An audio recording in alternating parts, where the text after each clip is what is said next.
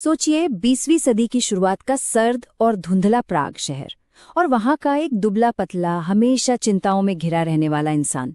क्या आप यकीन करेंगे कि इस इंसान ने एक ऐसा नक्शा तैयार कर दिया जो आज के डिजिटल युग के हमारे और आपके डर और उलझनों को बिल्कुल सटीक रूप से दर्शाता है। जी हाँ, आज के इस एक्सप्लेनर में हम इसी अजीबोगरीब दुनिया में उतरने वाले हैं।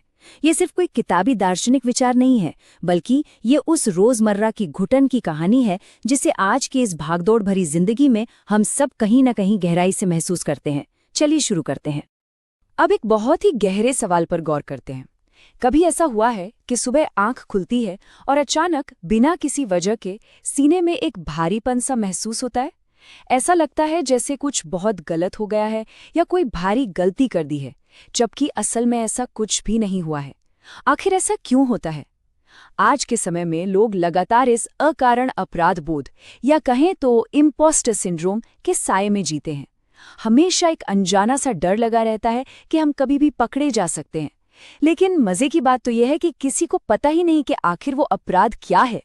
हमारी इस दिन ब दिन बढ़ती सामूहिक थकावट को समझने के लिए हमें काफ्काएस्क नाम के इस शब्द को समझना होगा। इसे एक रोजमर्रा के उदाहरण से समझते हैं। मान लीजिए आपको किसी बहुत जरूरी काम के लिए कस्टमर केयर को कॉल करना है। अब वहां एक ऑटोमेटेड आवाज आपको बस एक मेन्यू से दूसरे मेन्यू में घुमाती रहती है। सारे बटन दबा लिए, लेकिन कॉल कट जाती है और किसी इंसान से बात ही नहीं हो पाती। नियम तो हैं, लेकिन वो बिल्कुल बेतुके हैं। तो ये जो बेबसी और घुटन का एहसास है ना, जहां एक आम इंसान किसी बहुत विशाल, समझ के बाहर और पूरी तरह से अतार्किक व्यवस्था के चक्रव्यूह में फंस जाता है, बस यही असल में काफ्काएस्क है। दिलचस्प बात यह है कि काफ्का की ये सोच आज के हमारे समाज का बिल्कुल सच्चा आईना है। आज की जिंदगी बेतुकेपन का एक अलग ही लेवल पार कर चुकी है। जरा उन डिजिटल टर्म्स ऑफ सर्विस यानी सेवा की शर्तों के बारे में सोचिए। क्या कोई उन्हें पढ़ता है? नहीं ना, बस एक्सेप्ट पर क्लिक कर देते हैं, क्योंकि हमारे पास कोई और चारा ही नहीं है। आज हमें इंसान नहीं बल्कि ब्लैक बॉक्स एल्गोरिदम जज कर रहे हैं। यही तय कर रहे हैं कि किसकी क्या वैल्यू है। सोशल मीडिया पर हर वक्त एक अदृश्य सी निगरानी बनी रहती है। ऐसा लगता है जैसे ये पूरा का पूरा सिस्टम हर पल हमसे चीख चीख कर कह रहा है कि अपनी कीमत साबित करो। और सच कहें तो ये अंतहीन दौड़ बहुत ही ज्यादा बेचैनी पैदा करती है। अब यहाँ ये समझना जरूरी है कि ये सब महज कोई ऊपरी दार्शनिक बातें नहीं हैं। इसकी जड़ें फ्रांस काफ्का के अपने बेहद गहरे और व्यक्तिगत दर्द से जुड़ी हैं। ये देखना सच में हैरान कर देता है कि कैसे एक अकेले इंसान की अपनी निजी जिंदगी की घुटन, उसका डर और उसकी कमजोरियां इतना बड़ा रूप ले लेती हैं कि वो पूरी मानव जाति की स्थिति को समझाने वाली एक विशाल फिलॉसफी बन जाती हैं। इस नजरिए की गहराई में जाने के लिए हमें काफ्का के उस मानसिक संघर्ष को समझना होगा जिसने उनकी दुनिया को आकार दिया। बचपन से ही उनका शरीर काफी कमजोर था और इस वजह से वो अक्सर हीन भावना का शिकार रहते थे। अपने बेहद सख्त पिता को खुश करने की एक बेताब कोशिश में उन्होंने वकालत की पढ़ाई भी कर ली, लेकिन नतीजा क्या निकला? वो खुद को एक दमनकारी बीमा कंपनी की उबाऊ और आत्मा को निचोड़ लेने वाली नौकरशाही में फंसा हुआ पाते हैं। दिन रात कागजों के ढेरों के बीच काम करना और सिस्टम की उस संवेदनशीलता को करीब से महसूस करना, यहीं से दुनिया को एक ठंडी और बेजान मशीन के रूप में देखने का उनका नजरिया एकदम पक्का हुआ। उनके इस पूरे दर्शन की असली नींव असल में उनके बचपन की एक बेहद खौफनाक और दर्दनाक घटना में छिपी है। जरा उस छोटे से बच्चे की दहशत की कल्पना कीजिए। रात में नींद खुलती है और वो बस थोड़ा सा पानी मांगता है, लेकिन प्यार भरे जवाब की जगह उसके पिता उस मासूम सी मांग के बदले में एक भयानक सजा देते हैं। उसे कड़कड़ाती ठंड में बालकनी में ले जाकर बंद कर देते हैं। सोचिए, एक बच्चे के लिए उसका पिता किसी सर्वशक्तिमान ईश्वर से कम तो नहीं हो तो? और जब वही परम सत्ता इस तरह का मनमाना और क्रूर बर्ताव करती है तो वो डर जीवन भर के लिए अवचेतन मन में एक गहरा सदमा बनकर बैठ जाता है। जब हम सत्ता और इंसान के इस रिश्ते को गहराई से देखते हैं तो एक बहुत ही चौंकाने वाला पैटर्न सामने आता है।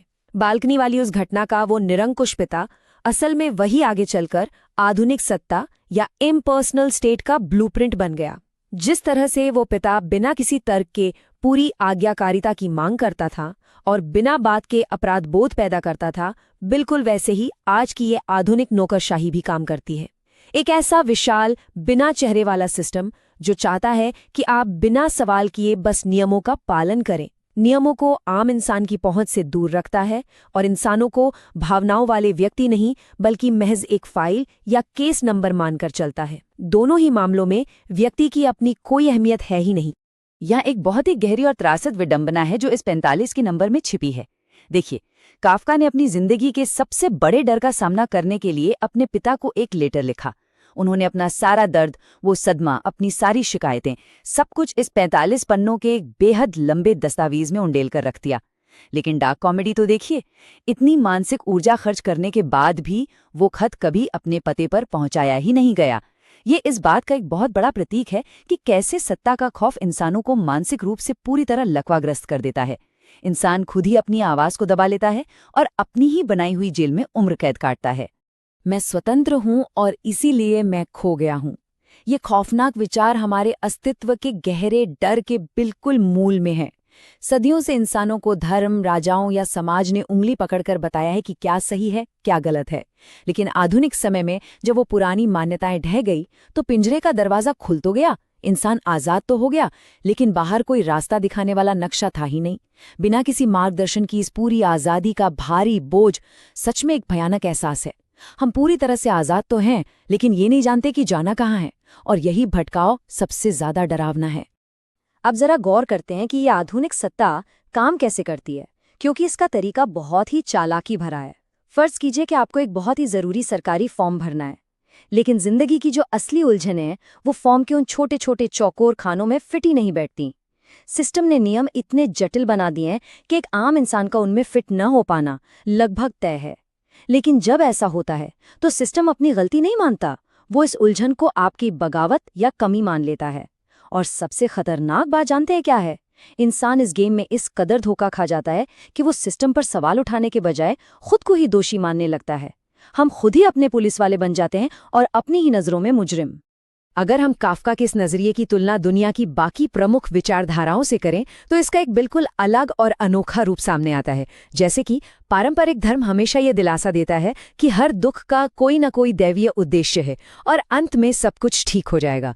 दूसरी तरफ आधुनिक विज्ञान ये दावा करता है कि ये ब्रह्मांड बहुत लॉजिकल है और हर समस्या का समाधान खोजा जा सकता है।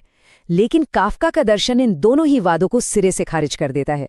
उनके अनुसार ये ब्रह्मांड कोई तर्कसंगत जगह नहीं है, दुख बस स्वाभाविक रूप से अर्थहीन है।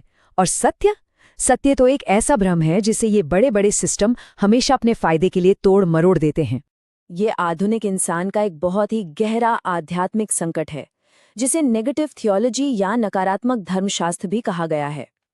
इसे कुछ ऐसे समझिए जैसे कोई इंसान एक बहुत बड़ी खाली अदालत में खड़ा है। उसके कंधों पर अपराध बोध का एक भारी बोझ है। वो बहुत शिद्दत से किसी जज के सामने अपनी सफाई पेश करना चाहता है, माफी मांगना चाहता है, लेकिन जज की कुर्सी पूरी तरह से खाली है। परम नैतिक निर्णय का वो भारी बोझ तो हर पल महसूस होता है, लेकिन जब इंसान मुक्ति की तलाश में ऊपर देखता है तो जवाब में उसे बस एक खामोश और खाली ब्रह्मांड ही मिलता है। सजा तो है, लेकिन माफ करने वाली कोई परम सत्ता है ही नहीं। इन सारी उदासियों के बीच ना एक बहुत ही अजीब सी डार्क कॉमेडी भी छिपी हुई है, जिसे समझना बेहद जरूरी है। अगर थोड़ा मजाकिया अंदाज में सोचें तो ये एक बहुत ही अजीब लेकिन सुकून देने वाला विचार है। क्या पता हमारा ये पूरा सामूहिक अस्तित्व, ये दुनिया और इसकी सारी परेशानियां महज ईश्वर के किसी एक खराब दिन पर हुई गलती का ही नतीजा हों। अगर पूरी दुनिया ही एक बहुत बड़ी कॉस्मिक मिस्टेक है तो फिर हमारी ये रोजमर्रा की चिंताएं और उलझनें भी बस एक बेतुके मजाक का हिस्सा बनकर रह जाती हैं। और सच कहूं तो इस बेतुकेपन पर एक अजीब सी हंसी छूट ही जाती है। इस निराशाजनक सी लगने वाली फिलॉसफी के बिल्कुल केंद्र में असल में एक बहुत ही गहरा सुकून छिपा है। सोचिए, अगर ये भूल भुलैया डिजाइन ही ऐसे की गई है कि इसे कोई पार कर ही ना सके, तो फिर इसमें रास्ता भटक जाना या फेल हो जाना कोई व्यक्तिगत हार तो नहीं हुई ना। ये विचार हमारी आज की उस वास्तविक और हड्डियां तोड़ देने वाली थकावट को पूरी तरह से वैलिडेट करता है। ये हर चीज में एक परम अर्थ खोजने के उस भारी दबाव को हमारे कंधों से उतार देता है। और सबसे बड़ी बात, ये साबित करता है कि जब इंसान इस विशाल सिस्टम के सामने खुद को बेहद कमजोर और अकेला महसूस करता है तो वो असल में अकेला नहीं है। पूरी की पूरी मानवता इसी बेतुकेपन का एक साथ सामना कर रही है। अंत में ये पूरा एक्सप्लेनर हमें एक बहुत ही गहरे और विचारणीय सवाल के साथ छोड़ जाता है जब ये पूरी तरह से साफ हो जाए कि ये सिस्टम, ये भूल भुलैया कभी खत्म नहीं होने वाली और नहीं इसका कोई स्पष्ट अर्थ निकलने वाला है, तो क्या हर चीज पर कंट्रोल रखने के उस झूठे भ्रम को हमेशा के लिए छोड़ देना ही सही रास्ता है? क्या आधुनिक जीवन के इस पूर्ण बेतुकेपन को गहराई से स्वीकार कर लेना और इस भयानक विडंबना पर महज मुस्कुरा देना ही इस मशीन के खिलाफ हमारा सबसे बड़ा विद्रोह है? इस पर विचार जरूर कीजिएगा, क्योंकि शायद इंसानियत के रूप में जीवित रहने का और सच्ची स्वतंत्रता पाने का यही एकमात्र असली तरीका है।